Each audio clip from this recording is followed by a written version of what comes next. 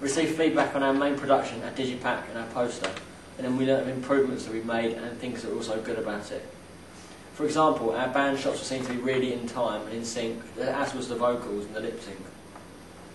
We also learnt that we used a good variety of angles and different shots in our band shots, like for example the guitars from the fretboard. We also received lots of positive feedback on the driving shots, particularly approaching the signs, because it sort of added it with the jump cuts to sort of increase the pace, and the quickness, sort of added to the hazy sort of effect that we got in the poster and in the digipack. However, we also received some negative feedback, such as some disco ball shots which were featured in our main production, which were seen to be too long and of no use, so they had to go. Yeah. And one of our shots, where time was passing, although it seemed to be quite effective, we had received feedback that the drink was not being drunk fast enough, and this should have sped up, so we couldn't really change it by then, so that's fine. We also received some positive feedback on the digipack, with the interesting use of photos and different angles for the inside, outside and booklet. Although the brownish sepia effect which we put on the digipack turned out to be too dark and we had to change it. The post however was well received and received some good feedback on the strong theme it kept going with the production, with the black and white and the haziness and the drinking sort of theme. So that worked well. Our intro sequence to the main production was also seen to receive well, and the feedback was that it really introduced the characters quite well and sort of introduced the song, which was quite good. Yeah. In regards to digital technology, as we were researching our project, the research was done mainly via the internet. This included going to things like personal websites for bands we know had a similar thing. We looked on a few varied set of websites, including Franz Ferdinand, Johnny Cash, and just a few others. And then we used the infamous YouTube to research other music videos, have a look how they've done it, learn exactly how music videos received as well, read all the feedback they had at the bottom.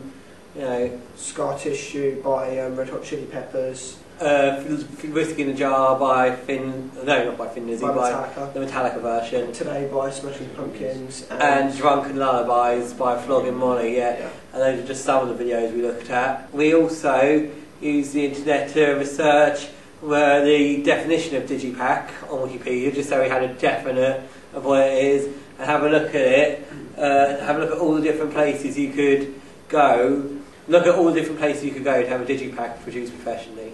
Oh yeah, we also, mainly we just did a research project on posters as well, which actually turned out to be quite difficult because it's not often that a poster is uploaded up onto the internet under the name you'd expect it to be.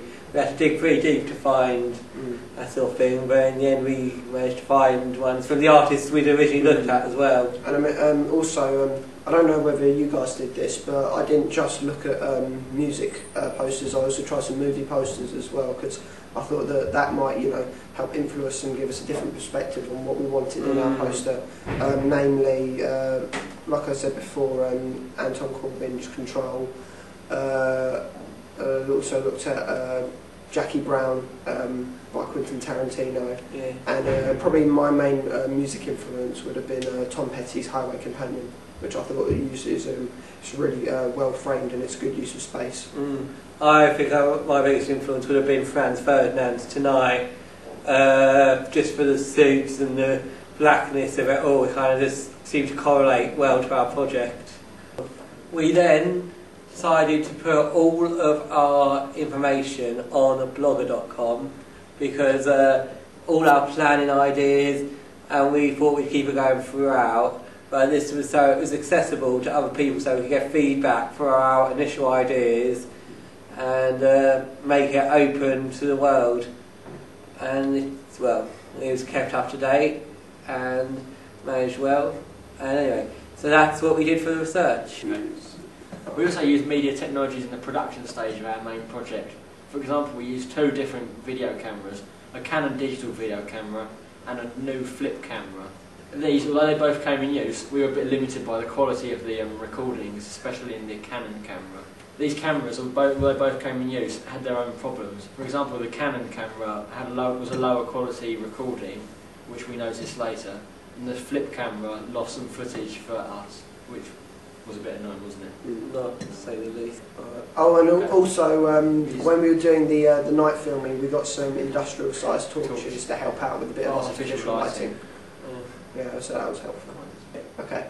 Whilst in post-production, we used a couple of different programs to edit the video. We used a program called Premiere Pro, and this was actually an updated version from the last one that we used in our AS project. So quite a bit of it was different to use. So we had to familiarise ourselves with this.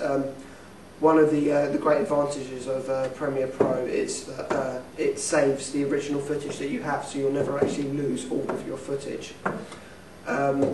However, one major problem that we did have with Premiere Pro is that the sizes of our shots came out differently because we used different cameras, and to adjust that we had difficulty because it would stretch it both in width and lengthways when we tried to pull it, so we had to figure out how to change that, which took a while.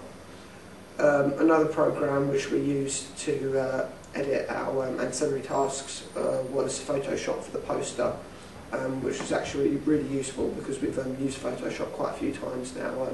We managed to get a really nice black and white filter on it, which we wanted, and put all the details on.